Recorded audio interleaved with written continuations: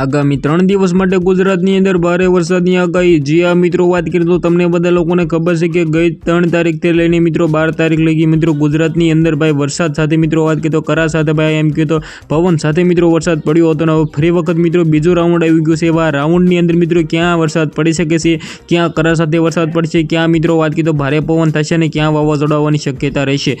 જે આ મિત્રો વાત કરીએ તો વિડીયો એન્ડ સુધી જોતા રહેજો અને વિડીયોને લાઇક નથી કરી તો ભાઈ જલ્દીથી લાઇક કરી દો અને આ વિડીયો તમે ક્યાંથી જોવો છો।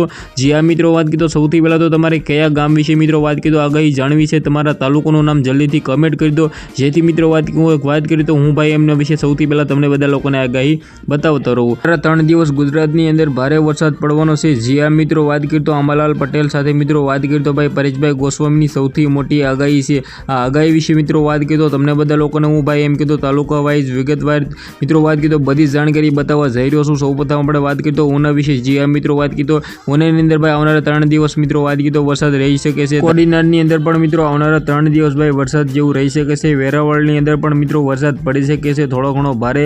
સાથે મિત્રો વાત કરીએ તો રાજુલાની અંદર પણ છાંટા સવૈયા રહેવાના છે। સાથે મિત્રો મહુવા બાજુ પણ મિત્રો વાત કરીએ તો પવન સાથે ભાઈ થોડા ઘણા છાંટા સવૈયા રહેવાના છે। આગળ મિત્રો આપણે વાત કરીએ જૂનાગઢની અંદર પણ મિત્રો પવન સાથે થોડા ઘણા છાંટા સવૈયા રહી શકે છે। આગળ મિત્રો આપણે વાત કરીએ તો ધારી બાજુ પણ છાંટા સવૈયા સાથે મિત્રો વરસાદ થોડો ઘણો વધારે પડી શકે છે। અમરેલીની અંદર પણ એવું જ વાતાવરણ રહેશે।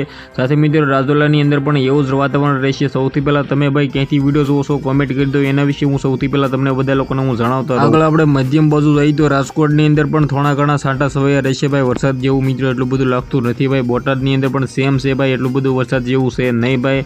સાથે જસદણની અંદર પણ થોડું ઘણું એટલું બધું મિત્રો વાત કરીએ તો વરસાદ નહીં આવી શકે। સાથે મિત્રો વાત કરીએ તો સુરેન્દ્રનગરની અંદર ભાઈ થોડા ઘણા વાતાવરણ રહેશે। ધોળકાની અંદર મિત્રો વાત કરીએ તો થોડું ઘણું વાતાવરણ રહેશે। સાથે મિત્રો વાત કરીએ તો નડિયાદની અંદર ભાઈ કંઈ પણ નહીં રહી। વડોદરાની અંદર પણ વરસાદ નહીં આવે। ભરૂચની અંદર પણ વરસાદ જેવું છે નહીં એટલું બધું। સુરતની અંદર મિત્રો વાત કરીએ તો વરસાદ પડી શકે છે। જી આ મિત્રો વાત કરીએ તો વરસાદ સાથે મિત્રો વાત કરીએ તો પવન સાથે મિત્રો વરસાદ પડી શકે છે। સાથે મિત્રો આપણે વાત કરીએ તો જામનગરની અંદર પણ થોડા ઘણા છાંટા સવૈયા છે। મોરબીની અંદર પણ છાંટા સવૈયા છે। આગળ વાત કરીએ તો ગાંધીધામની અંદર પણ છાંટા સવૈયા જેવું મિત્રો થોડું ઘણું દેખાઈ રહ્યું છે। સાથે મિત્રો ખાવડની અંદર પણ વરસાદ થઈ શકે છે। ભાવડી મિત્રો વાત કરીએ તો ભાવડીની અંદર વરસાદ પડી શકે છે। જેની આગળ વાત કરીએ તો નલિયાની અંદર પણ વરસાદ પડી શકે છે।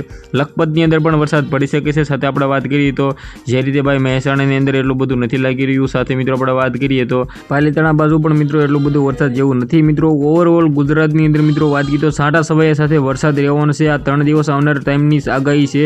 સાથે મિત્રો વાત કરીએ તો તારીખ 28થી લઈને મિત્રો 24 તારીખની અંદર પણ વરસાદ પડી શકે છે અને મિત્રો આવનારી ભાઈ 10 તારીખ જે આ મિત્રો વાત કરીએ તો ત્યારથી ભાઈ ગુજરાતની અંદર ચોમાસું બેસી જવાનું છે। તો ખાસ કરીને વિડીયો બને એટલો શેર કરી દો।